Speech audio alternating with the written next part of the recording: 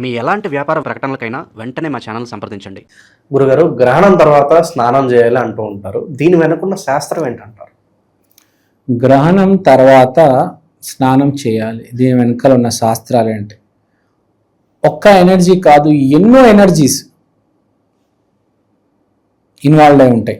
అది కాకుండా సూర్యగ్రహణం జరిగేటప్పుడు సూర్యుడు ఇన్వాల్వ్మెంట్ ఉండదు కాబట్టి, సూర్యుడు ఉంటే మనకు భూమి మీద దాని ఇంపాక్ట్ ఉంటే, సూర్యుడు ఉంటే ఈ క్రిములు, కీటకాలు, వీళ్ళందరూ కంట్రోల్లో ఉంటారు.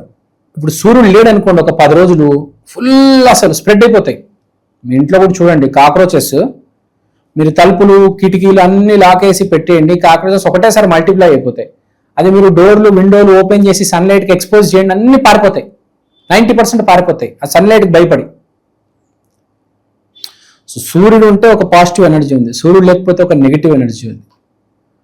సో ఇప్పుడు మనకు గ్రహణం జరిగేటప్పుడు చాలా వరకు నెగిటివ్ ఎనర్జీ ఉంది కాబట్టి మన మీద చాలా నెగిటివ్ పడుతుంది, చాలా పాజిటివ్ కూడా ఉంటుంది. అందుకనే గ్రహణం అయిన తర్వాత మనం చెప్పేది ఏంటంటే, ఆ నెగిటివ్ ఎనర్జీస్ ఏమైనా ఉంటే వెళ్ళిపోతాయి అని.